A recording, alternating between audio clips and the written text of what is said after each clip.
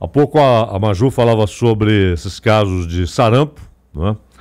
E os números são terríveis já, porque você nota algumas dezenas já por estado, Pernambuco, Minas Gerais, etc. Já não caracteriza aí uma epidemia, não? Nós estamos falando em surto, né? Mas não 5 mil casos já não caracterizam uma epidemia, Zaidan? O problema é que a fonte do problema está onde há uma epidemia, na Venezuela, né?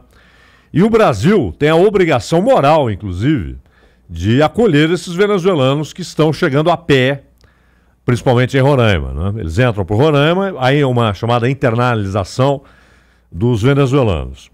E é plenamente justificável acolher essas pessoas, tem de acolher. É uma obrigação moral, humanitária, porque eles estão fugindo de uma distopia.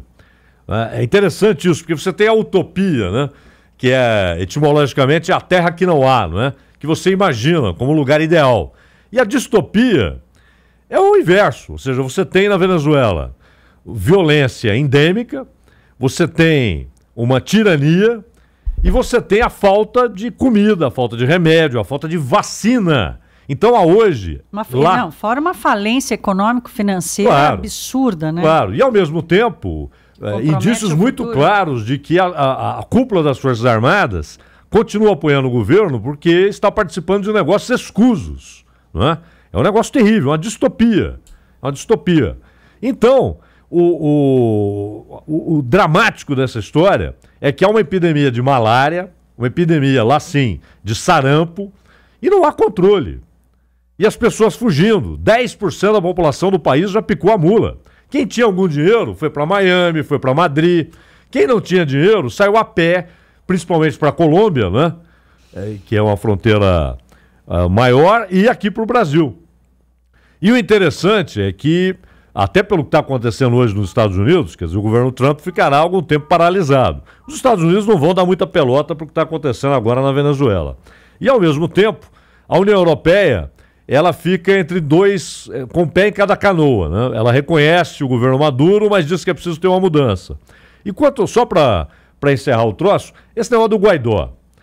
Inclusive a imprensa brasileira chama o Guaidó de autoproclamado presidente da Venezuela. Peraí, o Guaidó não foi para uma praça pública, subiu num coreto e falou assim, eu sou presidente da Venezuela. Não, ele é presidente da Assembleia, que aliás é a única instituição que tem oposição hoje, e que na verdade não faz nada, porque ela é considerada, na verdade, inapta juridicamente, não é? A corte venezuelana, que é controlada pelo chavismo, a corte venezuelana diz que a Assembleia está em desacato. Então nada do que ela faz é juridicamente aceitável. Mas ele convocou a população para ir às ruas, né? Em diversas manifestações. Sim, não, mas ele foi escolhido para ser o presidente porque eles consideraram que é uma vacância. Por que é uma vacância? Porque a eleição do Maduro, a última eleição, foi convocada por aquela Assembleia Constituinte que é considerada ilegítima. Isso. Ela, na verdade, ela não veio para fazer uma nova Constituição, isso é balela. Ela veio para substituir o parlamento, que é de oposição, não é? Ela convocou a eleição, então há um entendimento de que, quando terminou o mandato anterior do Maduro, houve uma vacância do cargo de presidente. E o que diz a Constituição da Venezuela, feita sob Hugo Chávez, que nesse caso o presidente da Assembleia assume, não é? E o presidente da Assembleia assumiu. Quando se diz autoproclamado, não é que ele foi para uma praça e saiu gritando, eu sou o presidente. Não, há uma base constitucional para encará-lo assim. Não é? É claro que ele não é de fato, é claro que ele não manda nada. E até tolerado. Eles entendem que ele não pode ser preso agora, porque isso poderia fazer retroceder aquela pressão internacional. Mas o grande problema é o que está acontecendo com a população da Venezuela. Os caras estão mergulhados num caos. Caos sanitário, de saúde, não tem comida, não tem emprego, não tem nada. Não é? É uma distopia. Agora, a nossa população também não está devidamente vacinada, né? Não. A gente tem tido notícias aqui, aliás, a própria Maju trouxe a informação, uma das adultas morreram recém-nascidos, né? Que não poderiam ter tomado a vacina ainda e foram expostos ao vírus. Agora, 2 casos aqui em São Paulo, essa mulher, quantos anos, Maju?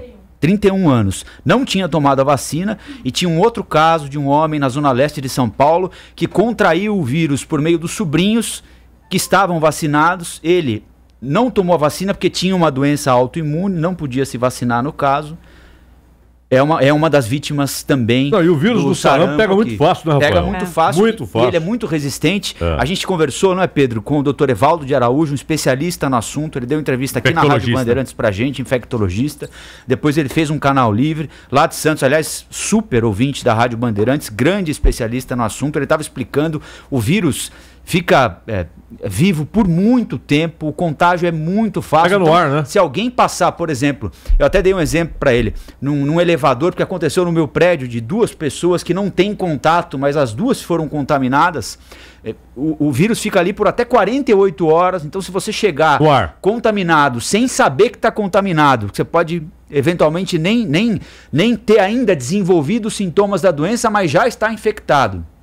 Se você passar por um determinado ambiente aqui dentro, por exemplo, você pode deixar o vírus circulando aqui por horas, por dias. E alguém que vai passar por aqui será contaminado pelo seu vírus, mesmo sem que você tenha desenvolvido ainda os sintomas da doença. Ou seja, ela é de propagação geométrica. É um negócio incontrolável. E só tem um jeito. Vacina, população vacinada. Tem gente que não toma vacina porque não pode. Tem a doença autoimune, tem gente que não toma por ignorância, por displicência, enfim. Mas é a única saída. Razões. É a única saída. É o caso da dengue, né? Veja, você tem todas as campanhas e tal, mas inclusive para o Brasil é um país onde você tem regiões muito úmidas, né? Não falta água. Você imagina, por exemplo, na Serra do Mar, né? Quer dizer, faltar água, falta, né? Por outras razões. Falta água tratada, né? Água tratada. Mas você tem poça d'água para todo lado, você tem água acumulada. E ao mesmo tempo, os cientistas já dizem que o mosquito já se adaptou. Não é mais um tipo de água suja, água limpa. Já se adaptou, ele se reproduz facilmente, né? Então, só vai ter uma saída, encontrarem a vacina, não é? É a única maneira. E no caso do sarampo, não há outro modo de você combater o negócio. É com vacina, né?